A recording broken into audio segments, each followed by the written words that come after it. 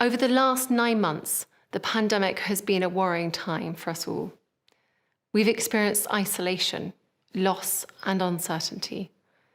But in the midst of this crisis, we've also seen huge acts of kindness, generosity, and empathy. The pandemic has reminded us just how much we value living in a world where people care for one another, and the importance of feeling connected to the people around us. And it's these connections, these relationships, that are founded in the earliest years of our lives. People often ask why I care so passionately about the early years. Many mistakenly believe that my interest stems from having children of my own. And while of course I care hugely about their start in life, this ultimately sells the issue short. Parenthood isn't a prerequisite for understanding the importance of the early years. If we only expect people to take an interest in the early years when they have children, we are not only too late for them, we are underestimating the huge role others can play in shaping our most formative years too. Over the last decade, I, like many of you, have met people from all walks of life. I've seen that experiences such as homelessness, addiction, and poor mental health are often grounded in a difficult childhood. But I have also seen how positive protective factors in the early years can play a critical role in shaping our futures too. And I care hugely about this, because the science shows that the early years are more pivotal for future health and happiness than any other period in our lifetime. Because as many as 40% of our children will arrive at school with below the expected levels of development, and because the social cost of late intervention has been estimated to be over £17 billion a year. The early years are therefore not simply just about how we raise our children. They are, in fact, about how we raise the next generation of adults. They are about the society we will become.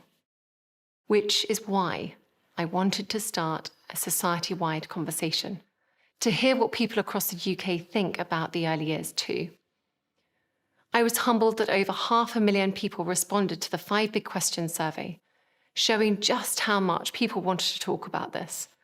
We combined these findings with national research and a COVID lockdown survey, and together this represents the UK's biggest ever study on the early years. These collective insights are critical, and the questions they pose will help guide our work in the years to come. Firstly, if parents are struggling to prioritise their own well-being, how can we better support them? Secondly, what is at the root of why parents feel so judged? Thirdly, how can we address parental loneliness, which has dramatically increased during the pandemic, particularly in the most deprived areas? And finally, if less than a quarter of us understand the unique importance of a child's first 5 years, what can we do to make this better known? We must do all we can to tackle these issues and to elevate the importance of the early years, so that together we can build a more nurturing society. Because I believe the early years should be on par with the other great social challenges and opportunities of our time. And next year, we will announce ambitious plans to support this objective. My final message is a thank you. Thank you to all the families and parents and carers for the important work you do every single day in raising our children. And thank you to those of you working to support these families and their children too. What you do takes hard work, commitment, and vision.